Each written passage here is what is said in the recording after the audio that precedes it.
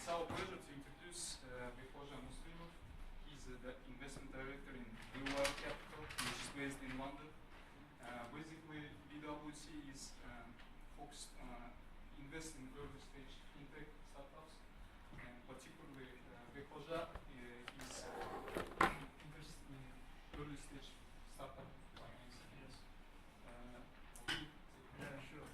Well, you know, the main purpose of this lecture is for you guys to get awareness that there is a tectonic shift that happening around the world, and Kazakhstan has to step up in the game, in the technology game of creating billion-dollar technology companies. So the main purpose of this lecture is to inspire you, all of you guys, to create something like this. So as a way of starting, I just want to ask the audience, by show of hands, who would like, after they finish MBA, would like to become an entrepreneur? That's amazing. You have quite a few who wants to start on their own. And who wants, of those who raise their hands, who wants to launch technology startup? technology startup. Well, I'm going to ask the same question at the end of the lecture, just to get an indication whether actually I've done a good job, whether I can win someone to, start something scalable and technology-based. So I'm going to tell you today 3 stories. That's it, 3 stories. Hopefully it won't be boring. So the first story I'm going to tell is about the chessboard and emperor. The second story is about 2 little nations. And the first story is our story which is yet to be told. And a story for which we are all of us responsible, whether we can actually create a billion-dollar technology company. So the first story is the story of a chessboard.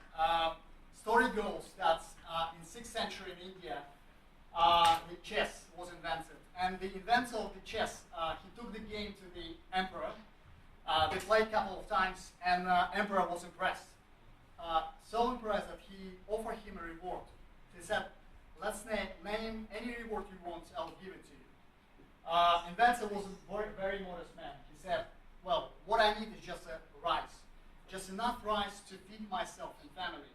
Why don't we use a chessboard to calculate how much rice I should receive?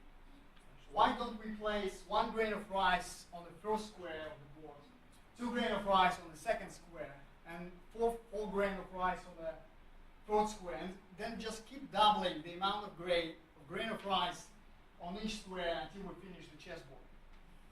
Emperor said, fine, there are only like 64 squares, so be it, I'll give it to you.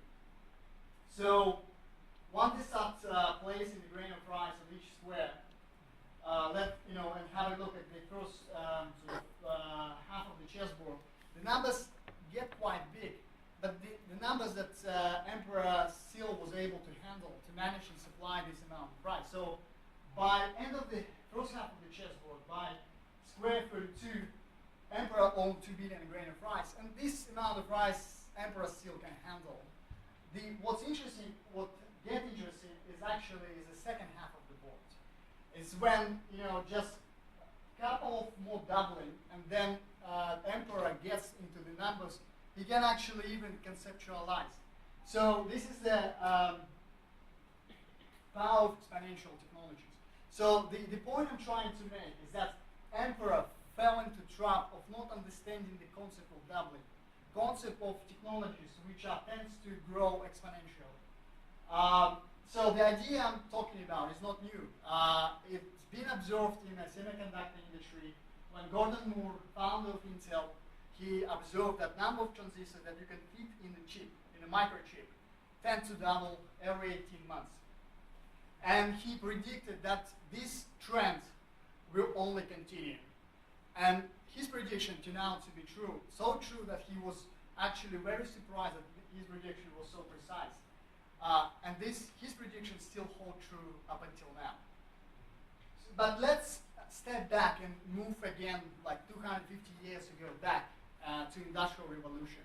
The method of converting power to water kicked off different waves of Industrial Revolution: textiles, steam engine, railways, steel, electricity, and then the last phase of Industrial Revolution was automobile, oil, and mass production. The things in Industrial Revolution, they tend to happen linearly. In Information Age, it's actually a very different story. The growth happens there exponentially. And in the invention of a microchip in 1959 kicked off Information Age. You can fit one transistor in one microchip, but 55 years later, you can fit 7 billion transistors in one chip. So remember the story of the chessboard. We're only getting into the end of the first half of the chessboard. The possibilities are endless in the second half of the chessboard.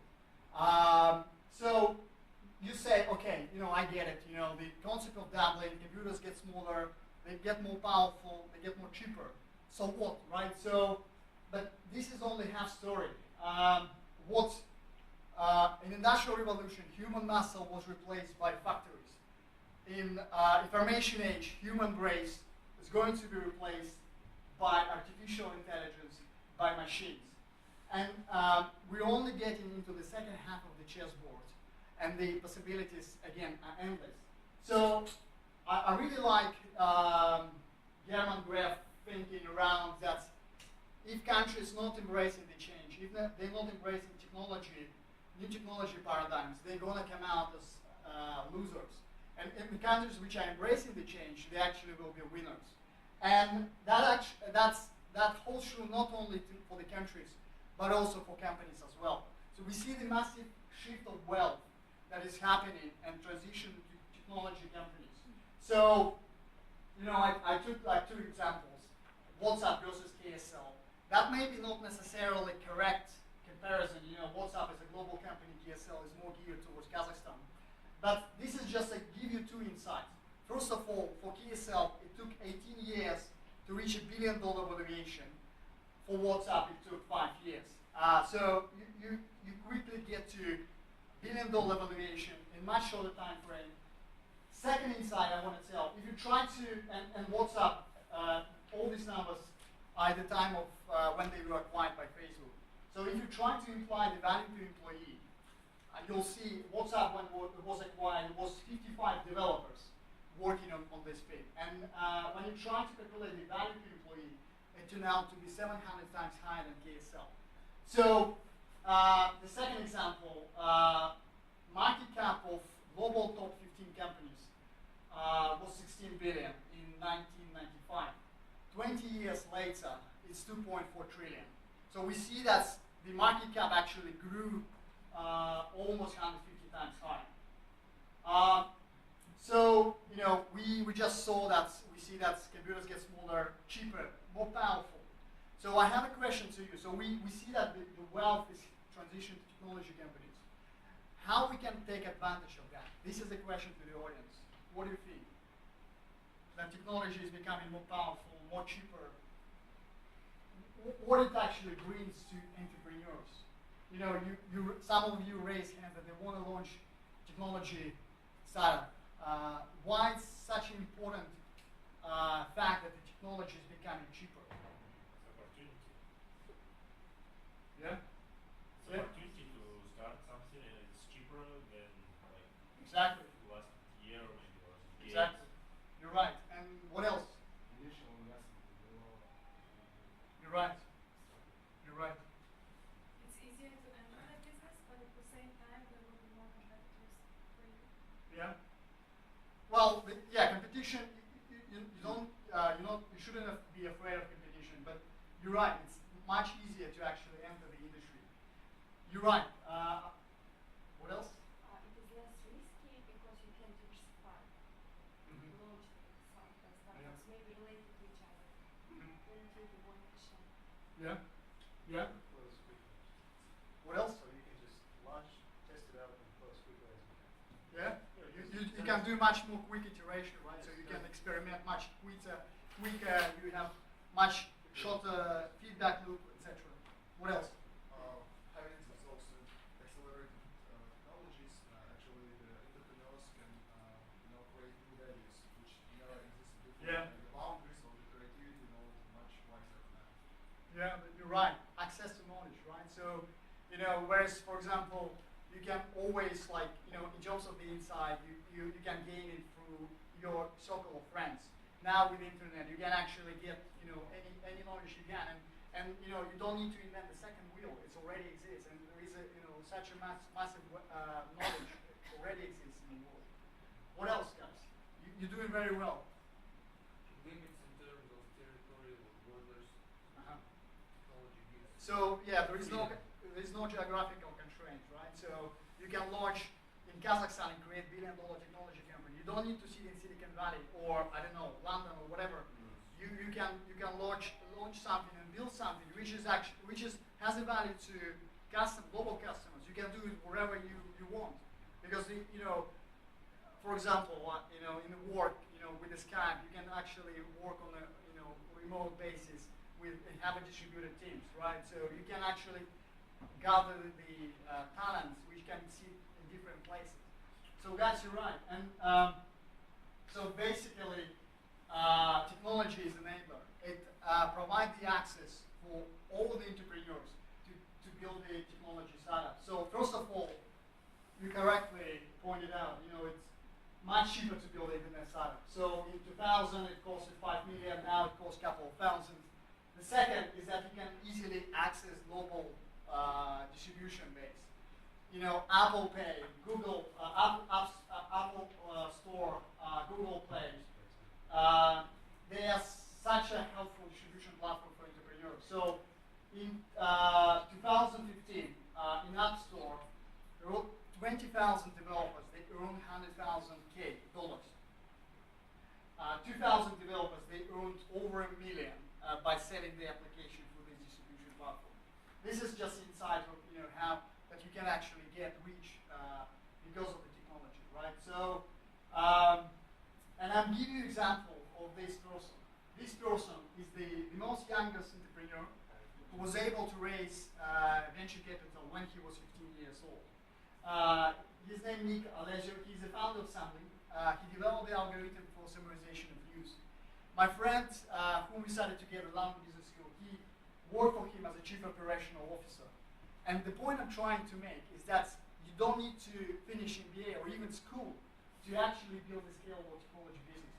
Technology provides the access to a whole host of opportunities. It democratizes the opportunities. So, you know, you look at my short, you know, the fame created $1 billion technology company, and you wonder why. Why this, you know, weird creature on my t-shirt? So in venture world, there is a new term which is becoming overly used. It's called unicorn. And unicorn, venture capitalists, they named the VC-backed startup which reached $1 billion valuation. And why it's important for venture capitalists to find a unicorn, because the whole economics of venture capital is to invest, let's say, 15, 20 companies, and find 3 or 4 of them which actually turn out to be unicorns. Because these unicorns, they drive the whole economics in terms of the return for the fund. So this is why it's so important for venture capitalists to find a unicorn. And if, you know, and we only get into the second half of the chessboard when we see that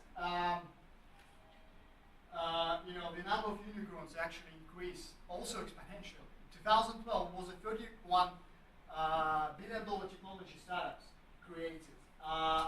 3 years later, there is 169, 5 times more. So, you know, and in terms of the, again, this story of the chessboard, why it's important is that this shift of wealth to technology companies will only accelerate. You know, if we play that chessboard and finish that game, by square 64, the emperor owned 18 quintillion grain of rice, more rice than ever produced in the humankind. So we're getting into those things that, you know, our mind can just not wire to actually conceptualize.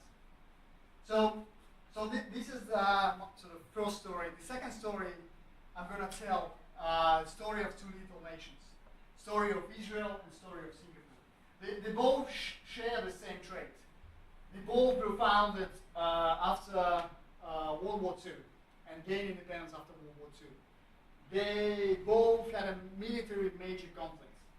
And what's interesting, that's have such a small market that in order for them to build $1 billion technology company, they need to think globally, because this local market, this so small market, wouldn't be able to actually sustain these technology businesses.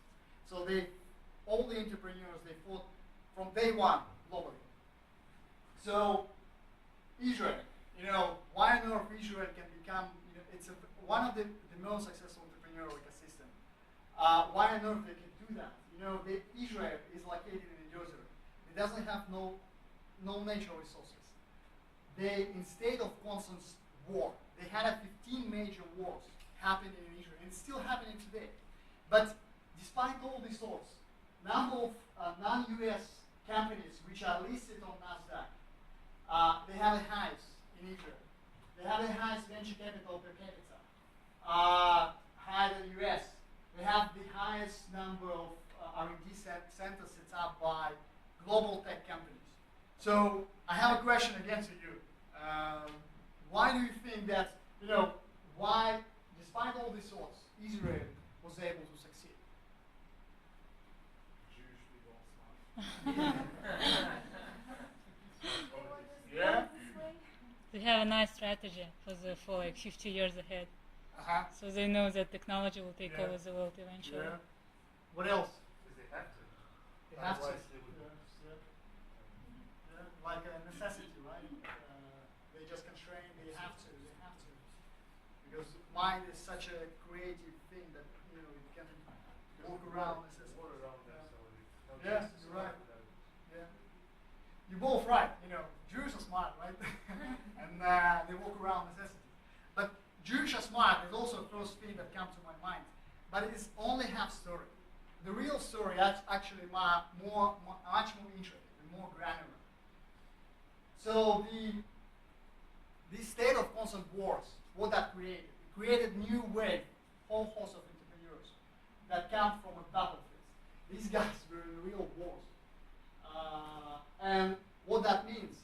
And what's interesting is that, if you try to resemble war to entrepreneurship, in a way it's similar. Because in a war, it's a very high risk-taking endeavor, right? So your life is on the line. You're in charge of someone else's life. It's a chaos, right? You have to think quickly on your foot. You have to be agile. You have to make your decision quickly, course correct yourself. So a lot of these entrepreneurs, they come from military, from wars, from battlefields. And what's interesting that if you take the Israeli army, the ratio of senior commanders to junior is 9-1. Senior to junior, yeah. So if you contrast that to US ratio, it's only 5-1. What that tells that Israeli military is very flat, non-hierarchical structure. So every junior soldier has so much responsibilities. They're in charge of military unit. They're in charge of someone else's life. What that again means is that by age of 25, these guys have such a massive wealth of experience, and they were, it's a very, by 20, and you guys, and the reason I'm not trying to portray these guys as a superhuman. The point I'm trying to make is that because we want to create $1 billion technology company, right? So, and we're going to be competing on a global basis. So you guys, if you want to launch technology startup, you're going to be up against these guys. You need to step up. You need to step up the game. And stepping up the game, I mean in terms of the life experience. You need to find the life experience which nurture your leadership skills, which nurture your ability to make a decision quickly, be agile, etc. Be comfortable with ambiguity, comfortable with uncertainty, etc. So in London, there is even a joke that goes that there is a correlation of success of entrepreneur and where he served in the army. In the army, there is an elite military intelligence unit called A200, and this unit attracts best of the best. And DC says that if Israeli entrepreneur served in this unit, he has a higher chance of succeeding. It's just a generalization, but just try again to make a point that DC looked for people who has a life experience, which nurture all these skill sets.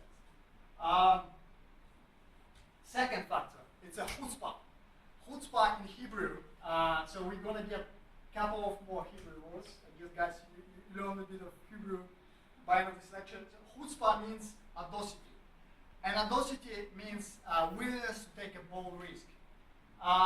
It also culture of being brutally honest and challenging. I'll give you 3 examples just to explain what chutzpah means. So, one example, if you, as a visitor, come to Israel, don't be surprised that Israeli person will approach you and ask like very intimate question. How old are you? How much you earn? And something that you would consider as rudeness. But don't consider that. It's just the way of them cutting the chase. They get into the core of the problem very quickly, and they challenge. They don't have a respect for the authority. The second example is, and actually that links back to that battlefield experience. It's a very flat and hierarchical structure. All these junior soldiers, they don't have a respect for authority. So if you try to manage an Israeli person, the first question he will ask you, why you are my manager? Why I'm not your manager? So this is sort of the way of thinking. They always challenge. They always challenge authority. And I think this is very important for entrepreneurship because startup is just an experiment, right? You need to run 1,000 experiments to try to find a true business model. You need to challenge your assumptions that you made at the beginning and quickly change them. So you need always challenging. Don't take things for granted. And this is very important attribute. I'm going to tell you a third example. That's PayPal when they acquired Israeli startup in a fraud detection. One of the guys who is responsible for M&A team, he flew over to Israel and he met R&D guys. And he was so confused that he couldn't recognize who is senior, who is junior, because everyone acted the same. They were all challenging him. He was like, remember, this guy came from US. US also has that culture, challenging, etc. He was very, really surprised by their ability challenging the authority. And this is a very important attribute. So the third factor which sort of explain the success is aliyah. And aliyah in Hebrew means Jews returning to the homeland. I came from UK, and today UK has a big day. They have a referendum. They want to exit European Union. And the reason being is that majority of people, well, not majority, some of the population, they don't welcome immigrants from Eastern Europe. They want to exit the European Union, so the immigrants from Eastern Europe wouldn't come to them. Israel is opposite. They always welcome the immigration. And there are stories when they actually, when they secretly took airplanes and brought back 50,000 Jews from Yemen. There are stories where they paid Romanian President Ceausescu, they paid 100 million to bring back 40,000 Jews. This is how they welcome the immigration. The population grew 10 times. It's now 7 million after they were founded in 1948. So why are they doing it? They understand that nation of immigrants is actually a nation of entrepreneurs. Immigrants, when they come to the new country, they're starting over. They're risking what they accumulated in the prior place to start something new. It's a very risk-taking endeavor. So they, by definition, risk-takers. And they understand that immigrants are perfect for entrepreneurs. The second ingredient is diversity. They brought Jews from all over the world. They brought it from Russia, from Morocco, from Iraq, from Romania, Poland, from Germany, US, so Ukraine. And so basically, and that sort of diversity creates, it's a very different line of thinking, very different perspective. So now bring that element of chutzpah, challenging, and then have a different thinking. Bring it together, you have an amazing cocktail of things that can actually spark innovation. So the final factor that's attributed to success of Israeli venture capital is Yozma. Yozma in Hebrew means initiative. And John Lennon once said about early years of rock and roll. He said that before Elvis, there was nothing. Just to paraphrase John Lennon, on the success of venture capital and entrepreneurship, you it's a governmental program where they match the VC funding. Basically, what they did, they seeded first wave of venture funds. So, for example, you're a venture capitalist. You want to raise 25 million venture fund. You come to the private investor and say, hey, give me 15 million, government will match 10 million. And also government offering these private investors that if my fund's going to turn out to be successful, this government will sell you cheaply his stake to the private investors. So all the money will get accrued to the private investors. So this created new first wave of VC funds. So as a result of YOSMA, from 1992 to 1999, it was 10 funds created. They raised over 200 billion. Now they manage 3 billion under management. And if you that's partly fine. So currently, every year in Israel, there are 15, 20 venture funds are being created. They're raising over 1 billion. And that sort of success, obviously success always breeds imitation. So there are a lot of countries which are emulating this success. And one of the examples is Singapore. And Singapore, just last year, they reached 1 billion funding, VC funding. And they had the same governmental matching program where they match when they seeded the funds along with the private money. And they created 12 new Singaporean funds. They have a very developed now entrepreneurial ecosystem now. And it's a perfect launch pad for startup coming to Singapore and attack like whole Southeast Asia market. It's 600 million people. But what's interesting that 5 years ago, it wasn't like that. Lee Kuan Yew, who was a leader for Singapore for many years, he acknowledged that Singapore was failing on entrepreneurship. The VC funding in 2010 was only 20-30 million. And I have a question again to you guys. Why do you think that was happening in Singapore? Why Singapore, even though it's a very successful economy, they were failing on entrepreneurship? Even the leader acknowledged that.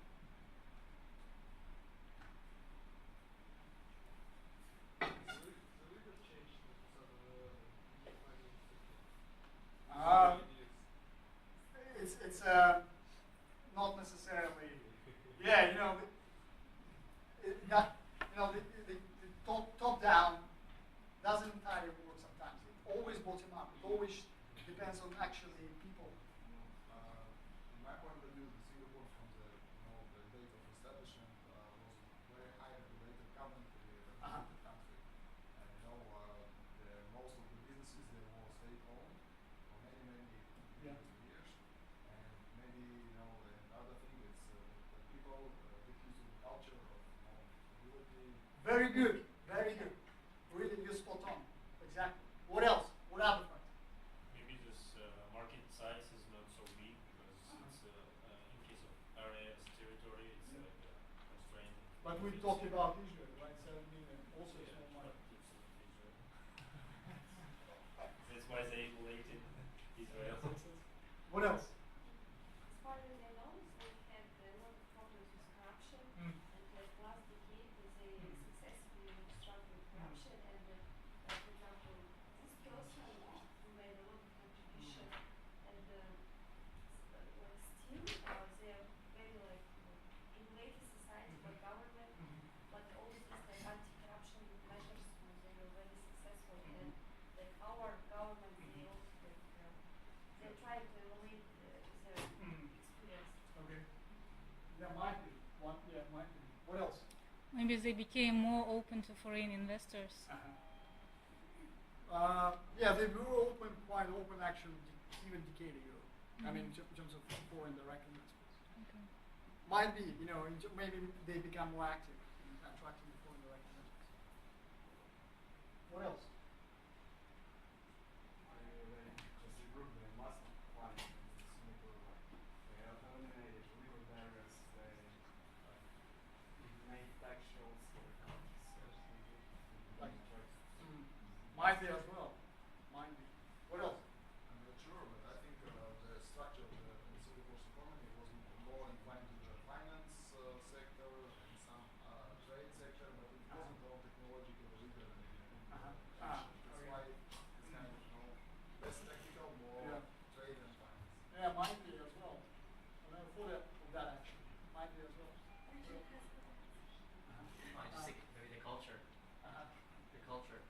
Yeah. where the culture is Okay. there. So I just think that the mindset and everything. Yeah. Some are more, let's say, conducive to entrepreneurship and the ability to take a risk, to kind of stand out on the ledge, and others are a little bit more apprehensive. Can anyone build on that? Richard? It's very useful. Camila. Yeah, I think that culture plays a big role. For example, Kasia, what about Kasia? It's Asian. well, Asian culture is still different everywhere. So in Kazakhstan, it would never be the same as in Singapore. But we have similarities with that as well. We have similarities. With that particular mindset, we have similarities. What's the trait? What's trait that we share with Asians? Yes, collectivism, the we. What else? You spot on. You spot on 2 times. Amazing. You're gonna get t-shirts. It's 2 reasons. First is it wasn't too comfortable. Singapore created state-owned enterprises. They become successful, big, like Temasek or whatever. And it was a lot of time that was actually locked in these companies. And because you wouldn't quit high-paying job for what? You have protection, security, Temasek, global company, etc. Why wouldn't you quit Temasek in order to start something more risky, right? So that for a lot of period of time, that actually was holding back the Singaporean. Later in this presentation, you're going to watch the interview by venture capitalists. And one of the VC investor, he's the founder of incubator called Entrepreneur First. He's going to talk, he created one of the most successful incubators in London. And what he set out to do, he's competing with companies like McKinsey or top-tier investment banks for the best talent, for the best brain from Cambridge and Oxford, to actually hire them, bring this to the incubator, and create the companies, startups, which is working on the most ambitious and cutting-edge technologies like artificial intelligence, whatever. So, so this sort of the problem with that, when being too comfortable, that a lot of talent is actually locked in many companies. Like take Kazakh companies or our companies. A lot of talent is actually locked there. If you can unlock and place them, allow them to do small businesses, startups, it might be actually completely different because it's all about people, it's all about talent. And later in this presentation, you're going to hear again Singaporean VC who say that you need to take risk, you need to run experiments. It all starts with action. And the second insight by the person who's going to get t-shirt, that's one of the attributes of the Asian culture that we respect authority. We respect elderly. And it's not that, but it creates sometimes problem. It's a conformity. We conform to rules. We conform to society. We conform to traditions. But sometimes you need to challenge the thinking. You need to challenge, you need to step up. You need to chutzpah, join a chutzpah. You need to challenge. Because a startup is an experiment. You need to always run 1,000 experiments to succeed. So I'm coming to the final story, our story. Story is yet to be told. Story about creating can we create billion-dollar technology companies? I prepared the video by leading London venture capitalists who's going to answer 2 questions.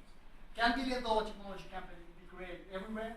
And what advice would they give to Kazakhstani entrepreneurs? Before I run this video, I want to ask you collectively, can you answer these 2 questions yourself? Do you think that billion-dollar technology company can be created everywhere? And what advice would you give to Kazakhstan, to us? What would you do in order to create billion-dollar technology company?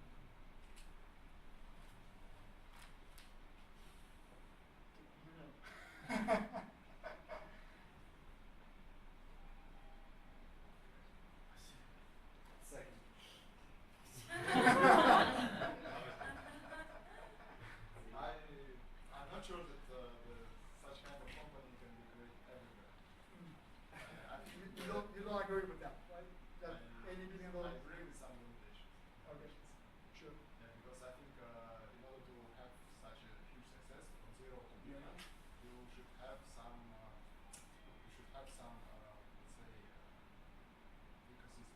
The people, the talents, maybe some infrastructure also, but mainly talents. And those talents should be right now to integrate. For example, let's take the example of Russia.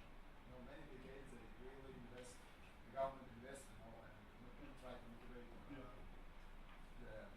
business community to create something new, but nothing happens. Nothing happens because there is no ecosystem of the such technology created. It's a very good point. I'm going to get back to that. Russia top down, and I'm going to talk about bottom up. I just want to add this. Nowadays, there is incentive is the sign, the economic sign, and one of the professors from MIT told the same.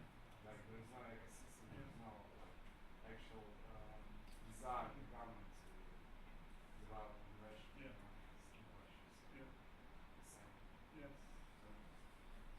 You guys, given very valid points. It's very difficult to argue with them, right? So I'm going to come back to these points. It's all about government actually placing top down, but sometimes it doesn't work. It needs to start bottom up. It needs to start from us, not from the government. What else? I want to believe that yes, it can be created everywhere. Just it's the matter of how difficult it might be to create this necessity for this and the need for this company. But if you find the right way, the right target, and your niche, I think you can create it. I agree with you completely. That's why I'm wearing this t-shirt.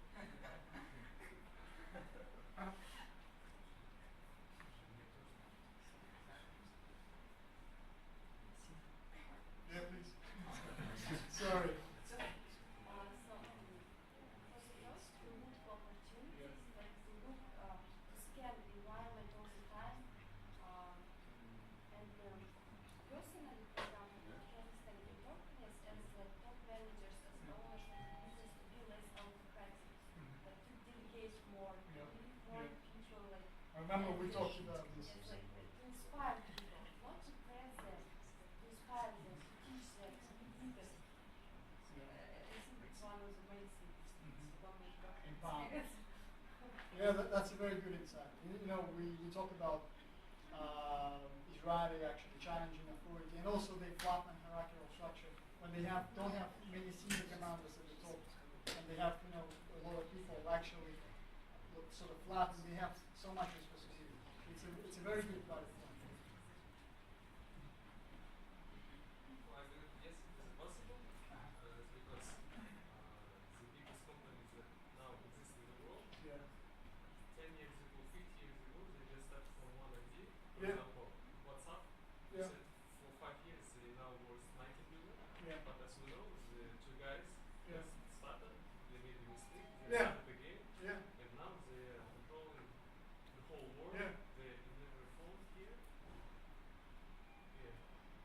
And the second is that can Kazakhstan entrepreneur do it? I believe yes.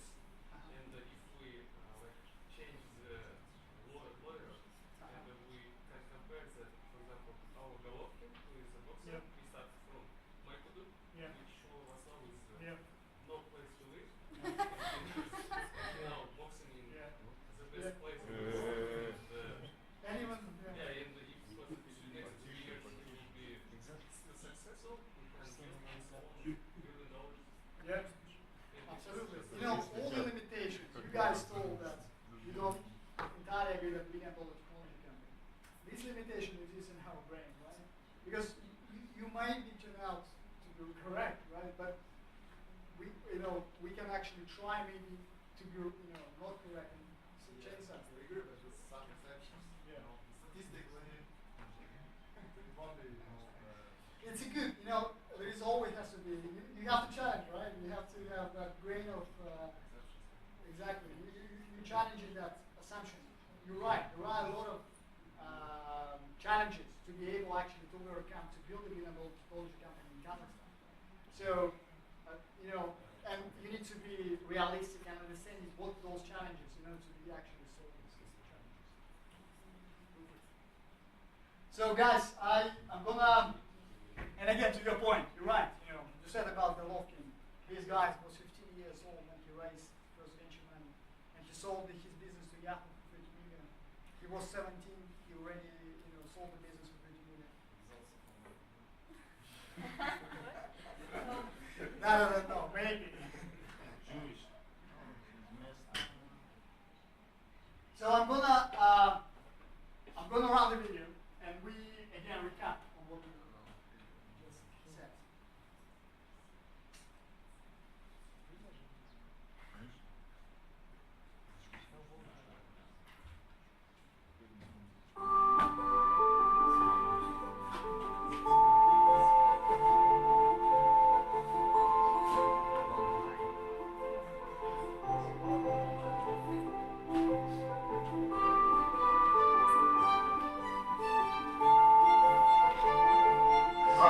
Bekkozha Muslimov. I work for Mobile Capital, which is London-based venture capital firm. I prepared this video as a collection of mini interviews by leading London venture capitalists who will talk about creating billion-dollar technology companies. The purpose of this video is to inspire Kazakh entrepreneurs to create billion-dollar technology companies and make a point about democratization of opportunity. For example, we are in the office of entrepreneurs, which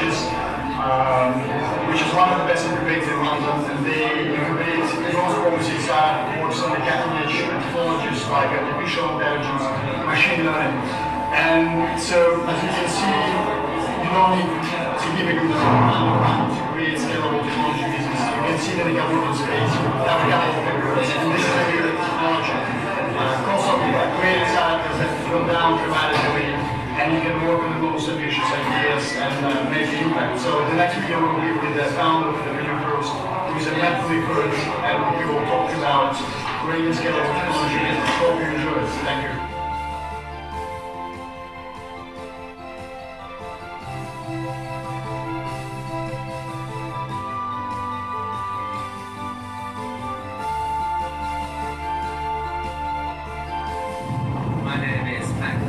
I'm the co-founder and CEO of Entrepreneur First. We're a company building program in London that helps Europe's top technical talent build world-class startups from scratch. We've been going for just over 4 years. So far, we've helped 250 founders build 75 companies that today are worth over $300 million. I believe that there is no geographic limitation on where great entrepreneurs come from. When I think about what it takes to create a world-class billion-dollar company, I think of three things. I think you need world-class talent, you need access to customers, and you need access to capital. Now, geography certainly has a role to play in all those things, but there's no reason why, if you have world-class talent, you can't go and find the customers and go and find the capital. So I think it's very possible for the next billion-dollar company to come out of London, or Berlin, or Stockholm, or Kazakhstan. So my advice for Kazakhstan's entrepreneurs is to think big. I think the biggest limitation sometimes on the outcome of a company is the scope of the ambition. You can only build a billion-dollar company if the scale of the idea that you have in mind is enough to support that. So that's my first and biggest recommendation. Think big from the very beginning.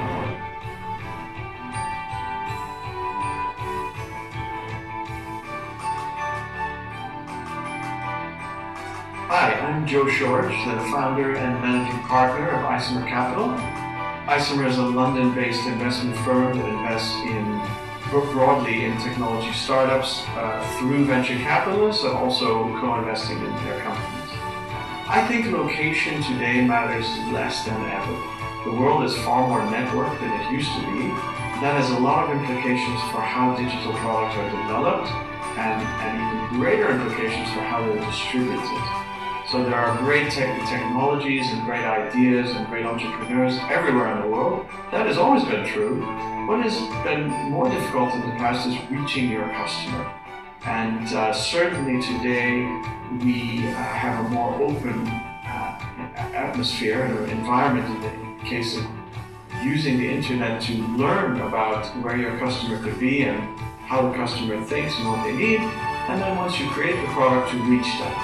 And if your product is an enterprise software, for example, focused on companies, you'll need to find a way to access those companies. So you may find you need to go to where they are. However, if your company is a consumer-focused application or online model, you can probably reach them through an app store or through a pure online play. All of these things have something in common, which leads to my advice for the entrepreneur. My advice is begin with the end in mind.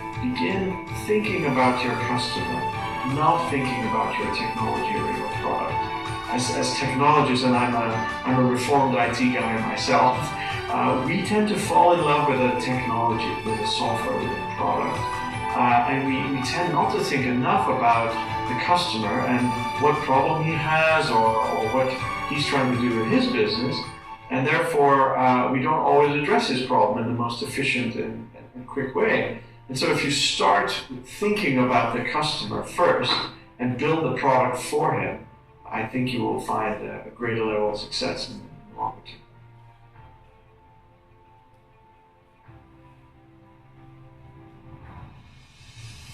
Hi, my name is Zach, and I work for an organization called Investments. We are the venture capital arm of the central government, and I'm based in London.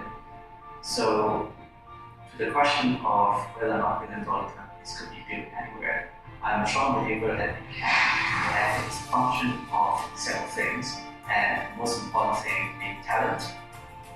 And if you ask me what advice I would give to Kazakhstan's entrepreneurs in building a billion-dollar company, it would be the following. I think it's important to take experiments and take smart experiments. The willingness to actually do something is the starting point for any entrepreneur or any founders who wants to build a billion-dollar company. So that's what I think is important. So if I look at the case of Singapore, 5 years ago, we did not have any billion-dollar companies to speak of, and we did not even have a very vibrant startup ecosystem. But we had the willingness to try and the willingness to want to experiment and do things. And we fast forward 5 years later, last year in 2015, venture funding in Singapore ecosystem was about $1 billion.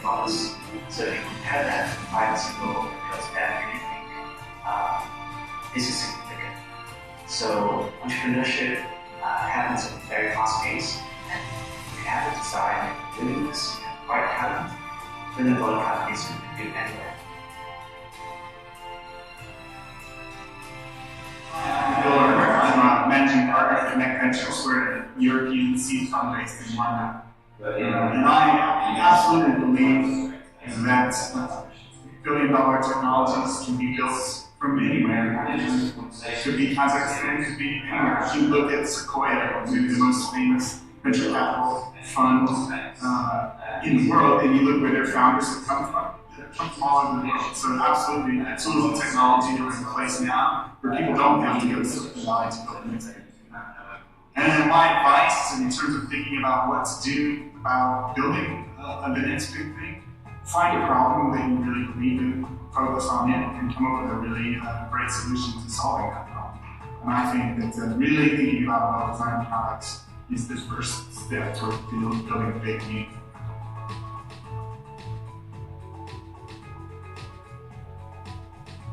Hi, I'm Rob Nice, a managing partner with Hawkson Ventures, one of Europe's leading early-stage venture capital funds here in London. To the question whether you can build billion-dollar companies anywhere in the world, I say yes, absolutely. I think there's been a tremendous change in the past 5 or 10 years where, frankly, you can be anywhere in the world as long as you have good internet connectivity and good engineering talent. You can build billion-dollar companies that can address hundreds of millions or even billions of people, no matter if you're in Finland or Kazakhstan or China. It really doesn't matter as long as you can build something that meets that global product quality level. I think for advice to entrepreneurs, it's really think about the global market from day one. Think about making a product that works, usually English first as well as other local languages. And think local, don't think about natural historical constraints of geography. Think about how you just reach masses of people, which I think now is an amazing opportunity you can get with that, things like Amazon Web Services and Google. It's a tremendous opportunity that I think is really very new. It's still going to create many billion-dollar companies going forward.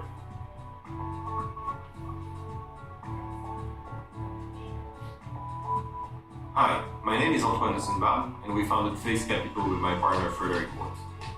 Felix is London-based. We're a $120 million fund investing in digital lifestyle. We back digital brands on one side and related enabling technologies for these brands on the other side. As such, we don't really have any geographic constraint. We do believe that great founders can be found anywhere in the world. In the past, we backed Jose Neves, the founder of Farfetch, which is now a unicorn business. And Jose was based in Guimarães, 50 kilometers from Porto in Portugal. We also backed David Marcus, founder of Zong, a mobile payment solution. David was in Geneva and since then sold his business to eBay and after got poached by Facebook to the lead messenger today.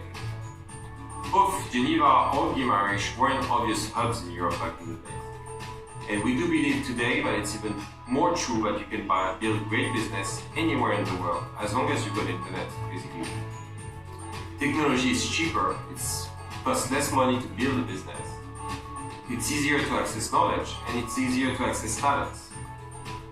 As such, my advice for an entrepreneur based in Kazakhstan is to do the same. Spend the first part of your startup assembling the right people around you and building the right product. When you believe you find a product market fit and you have a differentiated product, go and share your level of ambition to the outside world. Get intros, push doors, and get in front of the right investors and partners, and show your level of ambition. What we struggle to see sometimes in local markets is entrepreneurs with a very big vision and with a real ambition to conquer the world. And we're after these people, actually. Good luck. So guys, sorry, the interview itself is 18 minutes long, so for the interest of time, I'm going to skip other interviews. I made this interview specifically for you guys. It's currently private known, so no one actually watched it. So I'm going to release it public so you guys can watch the rest of the interviews. So let's recap again on the what we just discussed in terms of can billion-dollar technology company be created everywhere, and what advice what we can do in order to create these billion-dollar technology companies. We heard about what insight from venture capitalists, and before that you also shared your ideas. So one obvious key takeaway is technology is an enabler. It's cheaper to build a startup, cheaper to actually easier to access global audience. The second point is that people is everything. And the founder of Entrepreneur First, Matt Clifford, he said that in order to build billion-dollar technology company, you need three things. You need talent, you need customers, you need access to capital. And it starts with the people. If we actually be able to build a great talent and great developers, and if they assemble and build a great product which attract the customers, then the investors will follow. Because investors are not the smartest people in the world; they just follow. Think big and have. Well, let's get back again to the point about people is everything. What I forget to tell is that Kazakhstan has enormous amount of diversity. We talk about Israel that has a different Jews coming from all over the world. Kazakhstan the same. During the Soviet Union, there was a lot of people migrated, a lot of nationalities migrated to Kazakhstan. Like, for example, I was born in Kosovo, and in my class, I almost had half of my class was Germans. And we have a very big German community in Kazakhstan. We have a very big Korean community. We have other different nationalities. And what that brings, it brings different thinking, different perspective. We have to cherish that. We have to nurture that. That's why always make sure that your minority nationalities who live in Kazakhstan, they would love to live here. So make sure that you create those conditions that would welcome minorities living in our own country. And we're actually doing that, and doing that quite successfully. But just nurture that, cherish that. And in terms of thinking big and having global ambitions, again, we need to step up the game. We're going to be up against this battlefield entrepreneurs from Israel, who has massive wealth of life experiences. And then take risks. We as MBAs, I also finished MBA. We as MBAs tend to overthink. We tend to overanalyze. It all starts with the action. I know you guys probably, you finish an MBA, you just have enormous pressure on you. You pay, tuition fee for your MBA. You need to get a job. You need to get a security. You need to pay, sort of pay off all this tuition costs. And you're trying to get a job with consulting firms, investment banks, private equity funds, whatever. But maybe it's not actually bad if you wouldn't be able to find a job with McKinsey or BCG or whatever. Maybe it's actually good. Maybe that failure in you finding a job, maybe you will create much more ambitious. Maybe you will create technology scalable business which will be $1 billion worth. And that would be much more ambitious and much more rewarding than, for example, working for McKinsey, Bain, Schmein, whatever. So the other point that was mentioned during these interviews, replicate proven business model, solve market-specific problems. So I'm going to come back to that point later when I discuss it. We discuss about path to create $1 billion technology company. Well, another point that was mentioned, I encourage you to watch the full interview, was play your own country's strengths. And we shown in mining sector, we shown in agriculture. Why don't we build the technology scalable businesses in addressing mining and agriculture? There is a proliferation of sensors, Internet of Things. In industries like mining and agriculture, it's fraught with a lot of inefficiencies in production processes. If you're able to build like Internet of Things, which can actually gather the data and actually inform the management of the mining business or agriculture to make a better decision in terms of the farming, in terms of the mining, you can cut the costs for those businesses. And you can actually create $1 billion technology businesses on the back of that. Space technologies, right? So we have the Baikonur, which is one of the largest space launch platforms. We also need to take advantage of that. You know that venture capitalists, they're after ideas which can bring 10 times improvement in technology. Space is one of the few industries where you can actually make improvement 5,000 times better. So it's a massive. It's actually could be a gold mine for new $1 billion technology companies. And always challenge status quo. We talked about chutzpah, so let's always challenge. Always don't take things for granted. And there are 3 paths to create $1 billion technology company. Don't treat this as exhaustive. It could be anything, but this is just a few. So one of the ways to create the $1 billion technology company is just to replicate the proven business model. Example: car price. How many of you knows what is car price is? Do you know anyone what actually car price? Yes. Yeah. What is it? It's like a platform where you can sell your car, and they estimate your price, and then find your customer. Yeah, exactly. It's very short. Yeah, exactly. So it's addressing the customer, because when you sell your used car, you would go like Kalosa. You would try to find willing buyer. You would have placed the ads. Then you would get the phone calls. And then you would get some dodgy people like calling you and etc. So there is a lot of how would you say, things which sort of create a lot of friction for the customer.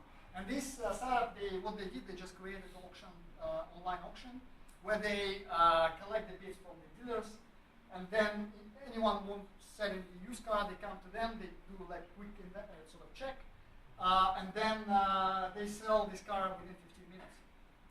This startup, Car Price, they raised 40 million from Bahrain Vostok, Russian private equity funds. If they raise 40 million, you would imply the valuation probably 100 million, something like that. So when these investors invested, they think that this company could become a $1 billion technology company because they need to return on the investment they made. And this idea is not new. They just made a business transfer. This startup, similar startup, exists in Germany. It's called Auto One, and they already worth $1 billion. And the guy, the entrepreneur who's behind it, he's very young. He's 24 years old. His name is Eduard Bulinovich. What he did, he just copied that business model and brought it to Russia. And Russia is a massive market. There are 4 million used cars sold a year. It's a 50 billion market. In that 50 billion market, you can easily create $1 billion technology. The second way, it's a startup solving problem specifics in your own market. I'm sure you know Kiwi, right? It's just a payment kiosk. And why it actually, it's currently listed on Nasdaq and it's worth $1 billion. And what they did, they just solve our specific market problem. We are cash-based society. We use a lot of cash, and they just allowed for us to facilitate the payments using the cash, putting that into the payment kiosk. It's not that like a really revolutionary idea, but they actually was able to build $1 billion business. And then the third one, which is much more challenging one, and I think that maybe later. Startup going after big ideas that are scalable and often heavily technology based. How many of you know Masquerade or Luxeria? Yeah. So Masquerade or Luxeria, it's a world-class imaging technology, which basically augments self-generated images from your smartphone. And they were bought by Facebook and Snapchat, global tech companies. And the developers who behind the Masquerade and Luxeria, Masquerade's developers from Belarus, Luxeria is from Ukraine. So these guys are not very far from Kazakhstan, right? And they share the same, Russian speaking, we have the same legacy, etc. And Kazakhstan as well, we have developers who can actually potentially, why not? They can build similar products. And these companies, they were acquired over 100 million. It was acquisitions, but it's just the beginning, right? So maybe these guys, because they cashed out, these developers, they got rich. Now they can actually build, much more ambitious ideas. This is all starts with one step, right? One step at a time. And the presentation I want to finish with a slide like this. Who in the audience can tell what is it? What's on the slide? It's mafia. Yeah, exactly. Exactly. It's a cover of Fortune magazine, 2007. Peter Thiel and Max Levchin, founders of PayPal, and everyone around them, it's the early founding team. And everyone around them, they created even more successful companies. So you see just behind Peter Thiel and Max Levchin, you see Ray Hoffman, who founded LinkedIn. You see on the back, co-founders of YouTube. You see co-founders of Yelp, which is Yellow Page online. You see Rolf, who is the venture capitalist Sequoia. So all these people, they created much more successful companies than PayPal. And this is all starts. It starts when you create a successful startup, and then you create the people around the startup, which can actually, they learn about entrepreneurship, they learn about technology, and they want to create something more ambitious. It starts with one step at a time. And why don't we create our own mafia? Why don't we create our own mafia of Kazakhstani entrepreneurs? In Kazakhstan, there is a success story of Chocolate, right? So, and these guys, I really admire them building the culture. And, that culture is very important. And, they create around them a community of like-minded people who then potentially can build much more ambitious ideas and much more ambitious businesses. Have you heard about the government project? Yeah, I'm coming to the reception tomorrow. How do you assess this potential? Thank God. Yeah, let's come back to that in Q&A because so basically this is sort of end of my presentation. I'm going to repeat again the question that I asked earlier, right? How many of you would like to become an entrepreneur after they finish MBA? Why don't you raise your hand? It's like ad blocker. When I attended a lot of conferences and each speaker asked us to show your hands, and just block this ability to show my hand. Okay, sure. So how many of you again? Okay. and technology scalable business. Perfect. Guys, I think I got slight increase in the numbers compared to my first question. Hopefully I did my job well. So thank you very much for listening to me, and I open the floor to the Q&A, ask questions, and anything you want. I ran over the time that I am allocated, and I really apologize for that. But thank you very much for it.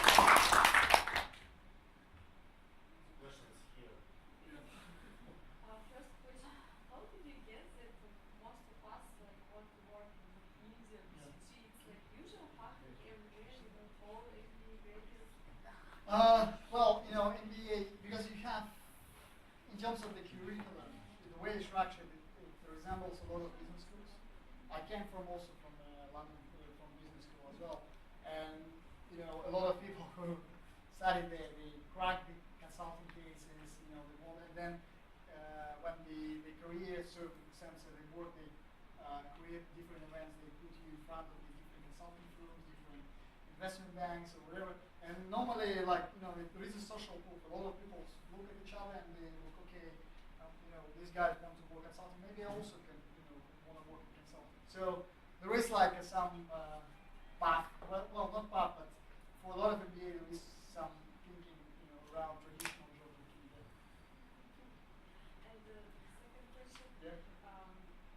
Like, anyway, in order to create, in order to launch this technology-based startup, you need to have some expertise in this area. For example, I do not have unfortunately technology. I'm like humanitarian. So what do you? By what preventing you not learning that, right? So I myself, I don't have a computer science degree. You know, and I start trying to actually learn how to program, you know, programming language, how it works. You know, because you know, it's something that's because you haven't been taught that in university, or you know, doesn't preclude you actually, you know, learning that. And I actually would encourage you to be more tech savvy. I would encourage you to learn, you know, to understand how, you know, back end or front end of, you know, of any internet business works.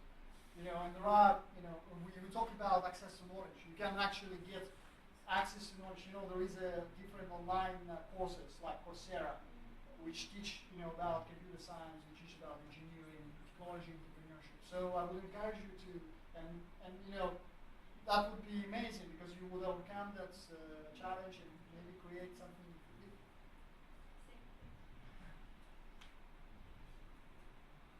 Can you tell us a little bit about the projects that you have backed up the work? Yeah, sure. So, for my case, we look at 4 verticals now. One of the verticals which I cover myself, it's called fintech. It's financial technology. And in fintech, we invested 2 startups. One is a UK digital bank called Monda.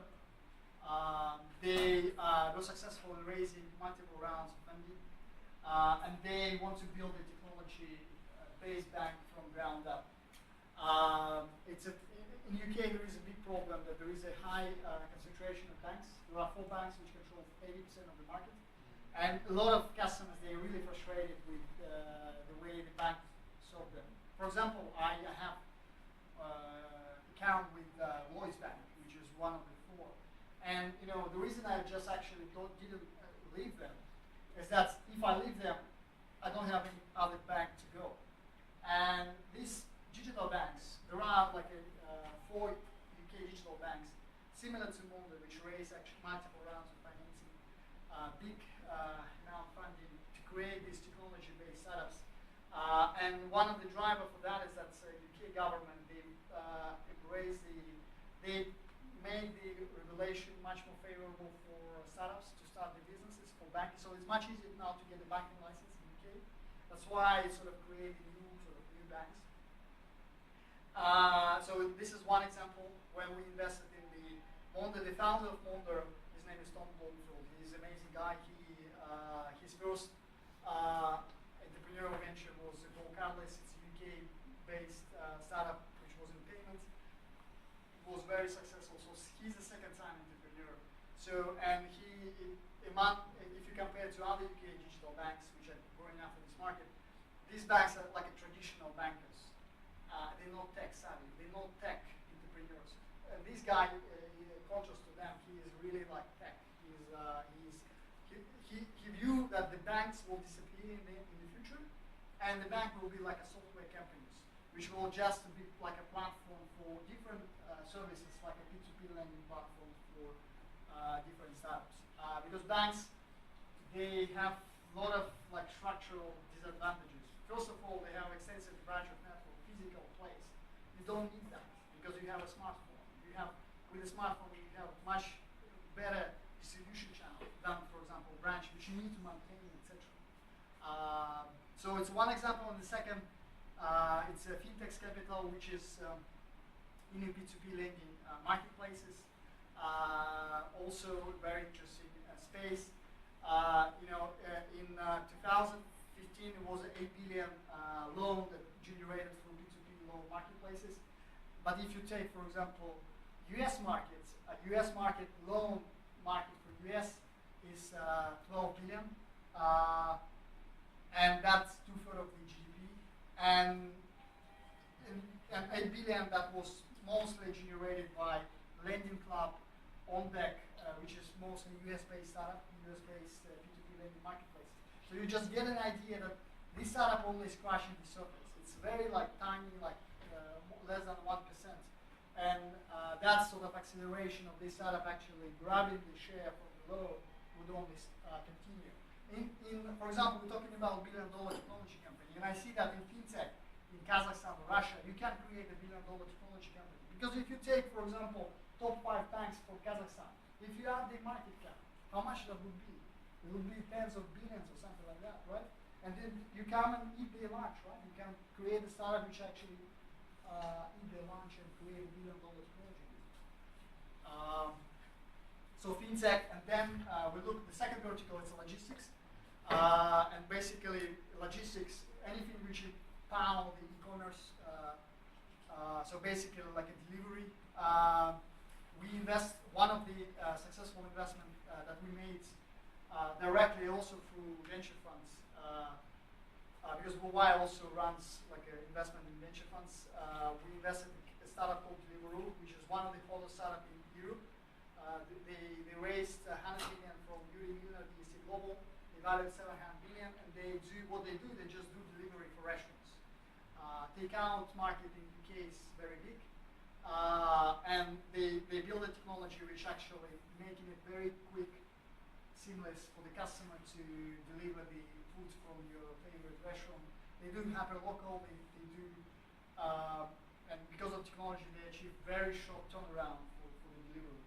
And this startup is one of the hottest. We invested in them directly and also for the venture fund.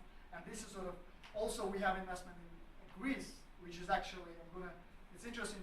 It's also delivery, food delivery. But what's interesting about Greece is that, again, coming back to the point of sometimes when it's too comfortable, you won't risk the quitting your job. Greece is in crisis now. It has one of the highest unemployment rate. But at the same time, it creates a lot of entrepreneurs. We actually really believe that Greece potentially could create, new generation of entrepreneurs that create interesting businesses. And one of our investment in food delivery method.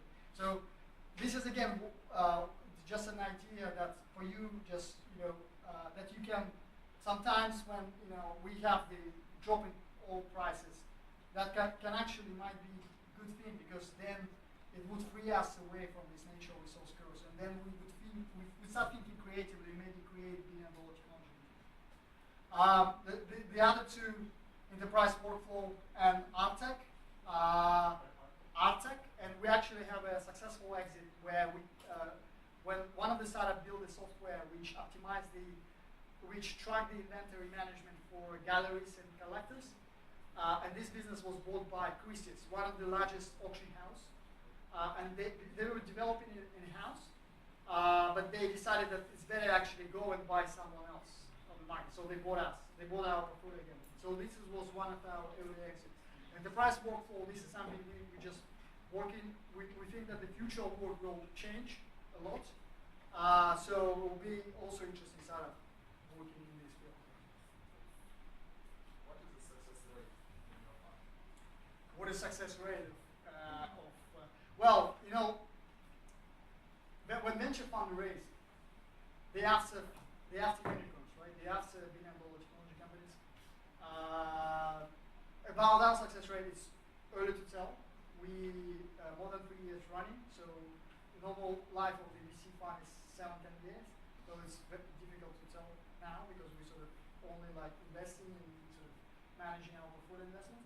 But in general, to answer your question, normally VC funds they look after $1 billion companies, and there are not a lot of them, right? So if they miss that, it could be be a very big problem for them. So when they invest 15 investments, for example, if they find 3 unicorns, they do amazing. Because one unicorn, $1 billion technology company, which they find, can return their whole funds. If they find 3 unicorns, that would be 3 size of the fund of the investment that they got from the limited partners.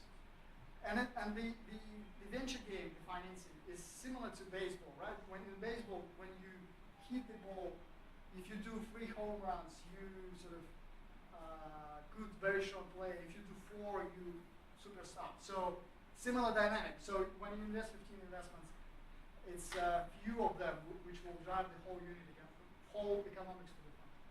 What are your views of entrepreneurial success? First of all, it's risk taking. People take risk, calculated risk as well. And make quick decisions. So one of the venture capitalists who was on the interview, his name is Bill Erner, Connect Ventures. He was talking. He told that when they look at the entrepreneurs, sometimes we have a cliche that we look for A talent, for A people, for best and best, whatever. He says that for him the most important is person make quick decisions. Because sometimes we overanalyze, and startup world, it's not like that. You need to act quickly, you need to think quickly, you need to make decision quickly. And even if you make this decision wrong, you have a chance then to maybe correct that decision. But you don't need to stop. You need to run, because the startup is a fragile thing, right? So it's in a way like you're running. So you need to make decision quickly. You have to be very comfortable with ambiguity. There is a little data exists. Because it's a startup, it's not a mature business. So you have to be always on that pressure of low data and make a decision quickly and make it try to be correct. People as well, I think it's all about people, because you're going to be selling a lot. You're going to be selling your vision to investors, you're going to be selling your vision to customers, you're going to be selling your vision to people you're going to hire. So, and some of us may be very bad in selling. So if you're bad in selling, you need to close that gap, maybe finding someone who actually good at selling. So it's very important actually to sell your startup, because otherwise, even if you build the most elegant solution, sometimes it's just waiting for someone to throw money into you. I think sometimes it doesn't happen. Thank you. Yep. Why do you decide to be an investor? I always, my passion is about investment management. I really like investing. I really like take bold, risk, ambitious, and turn maybe ambitious ideas into reality. And entrepreneurship is amazing thing for this, because you're working on something which never existed before, and this is something that makes my life much rich, because you're always learning. You always need to learn. You always need to look at things and don't be how Steve Jobs said, you stay foolish, stay hungry. Same thing. You always need to even sort of punish yourself if you are too self-arrogant or whatever, because you always need to learn. And entrepreneurship is an amazing thing for that. So hopefully I answered. So investor is because I love investing, and entrepreneurship because it's such an amazing thing to actually build something new.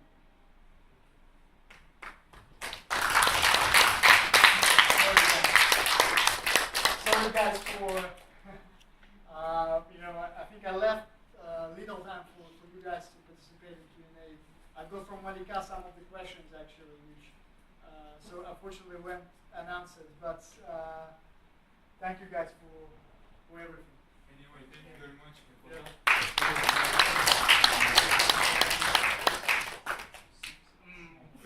That's amazing. That's amazing. I'm gonna wait now.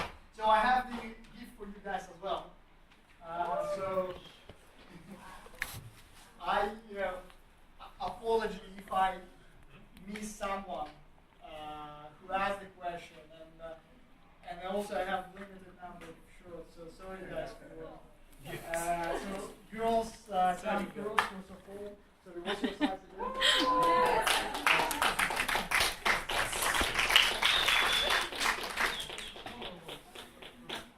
Thank you very much. Ooh, Thank I you. said The guy who got it so many times right. My last answer was correct. So your size? I don't deserve it. don't be shy.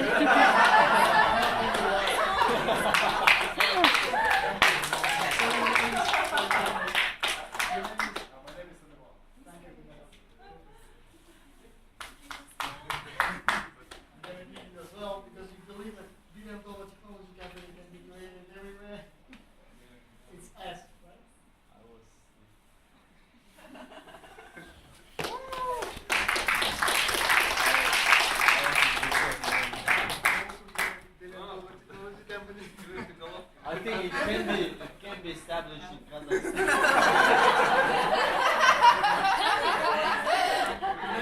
Why 1 billion? I think it be 2 billion.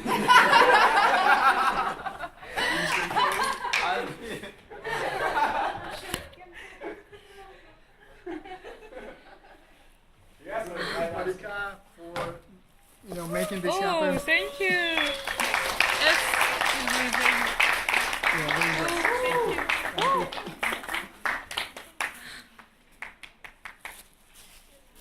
I also give this guy, this man. Thank you.